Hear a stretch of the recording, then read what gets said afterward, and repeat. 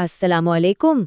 आज हम रियाजी के दो बहुत ही अहम टॉपिक्स एलसीएम और एचसीएफ को बिल्कुल आसान ज़बान में समझने वाले हैं। ख़ास तौर पर अगर एमएएचटीईटी पेपर 2 जैसे इम्तिहानात की तैयारी चल रही है तो ये समझना बहुत ज़रूरी हो जाता है। तो आज हम क्या क्या देखने वाले हैं। सबसे पहले एक असली इम्तिहानी सवाल से शुरुआत करेंगे, फिर एचसीएफ और एलसीएम की बिल्कुल बुनियादी बातों को समझेंगे, उन्हें हल करने के कुछ खास तरीके देखेंगे, एक बहुत ही अहम फॉर्मूला जानेंगे और फिर कुछ मिसालों से प्रैक्टिस भी करेंगे। और हाँ, आखिर में कामयाबी के लिए कुछ ज़बरदस्त टिप्स भी होंगी। अच्छा, थ्योरी और तारीफों में जाने से पहले क्यों ना सीधा एक ऐसे सवाल से शुरू किया जाए जो अक्सर इम्तिहानात में आ जाता है। सवाल कुछ यूं है कि 3 घंटियां हैं जो 9, 12 और 15 मिनट के वक्फे से बजती हैं। अगर वो एक ही वक्त में बजना शुरू हों तो दोबारा कब एक साथ बजेंगी?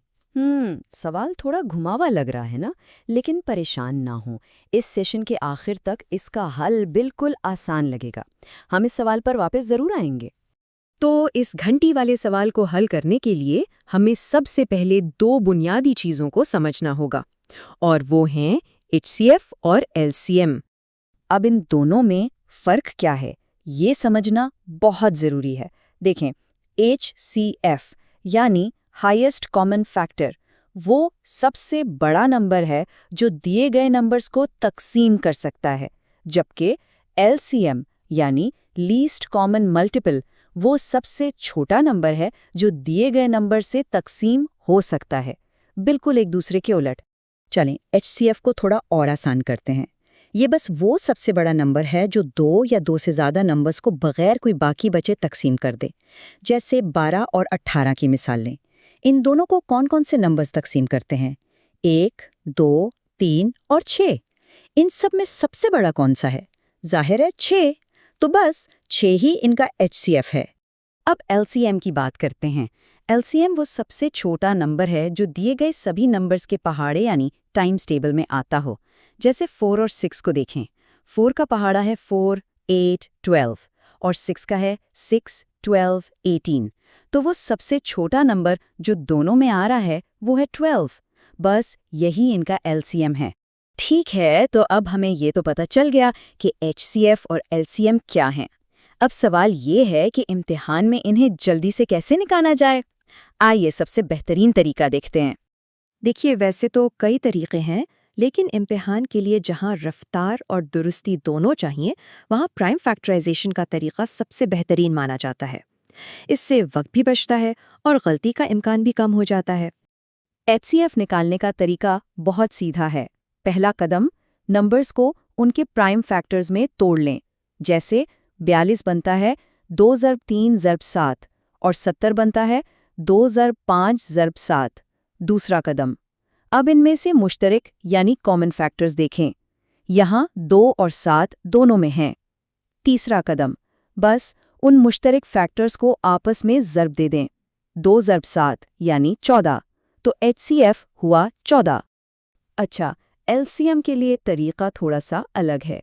यहाँ हम मुश्तरक फैक्टर्स नहीं, बल्कि तमाम प्राइम फैक्टर्स की सबसे बड़ी पावर यानी ताकत लेते हैं।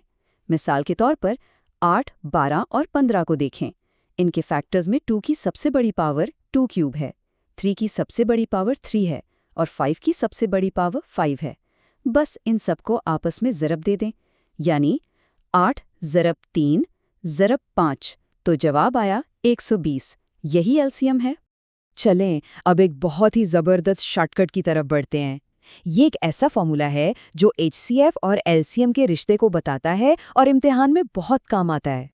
और वो फॉर्मूला ये है, किसी भी दो नंबर्स का एलसीएम और एचसीएफ का हासिल ज़रब खुद इन दो नंबर्स के हासिल ज़रब के बराबर होता है। इसको अच्छी तरह याद कर लें। ये फॉर्मूला कई मुश्किल सवालात को चुटकियों में हल करवा देता है। ठीक है, अब तक जो कुछ सीखा है उसे अमली तौर पर इस्तेमाल करके देखते हैं। आइए कुछ सवालात हल करें। याद है वो घंटी वाला सवाल जो हमने शुरू में देखा था? अब इस पर वापस आते हैं।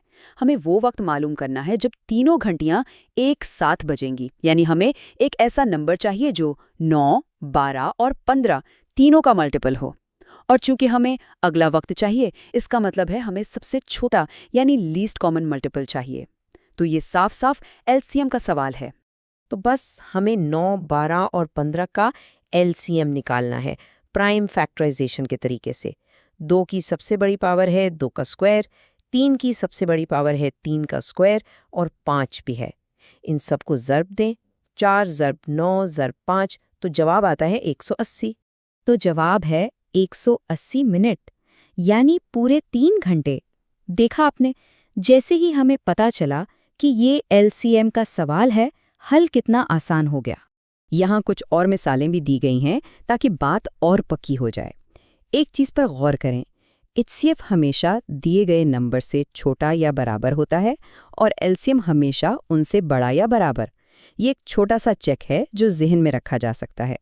आखिर में एमएचटीईटी इम्तिहान में इस टॉपिक पर पूरी तरह महारत हासिल करने के लिए कुछ खास टिप्स देखते हैं।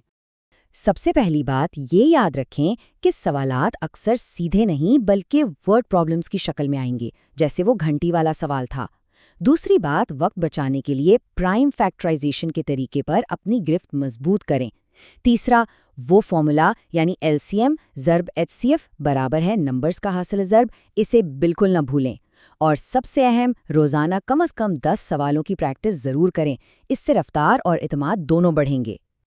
अब जब ये तरीके वाज़े हो गए हैं तो एक सवाल जहन में आता है कि इम्तिहानात के अलावा हमारी रोज़मर्रा की ज़िंदगी में एचसीएफ और एलसीएम कहाँ काम आ सकते हैं। कभी सोचा है? जैसे 2 मुख्तलिफ साइज़ की टाइलें फर्श पर लगानी हों ताकि वो एक जगह आकर ख़त्म हो, या फिर मुख्तलिफ वक्फ़ों से चलने वाली बसों का एक साथ आने का वक्त मालूम करना हो। इस तरह सोचने से ये कॉन्सेप्ट्स हमेशा के लिए जहन में बैठ जाते हैं।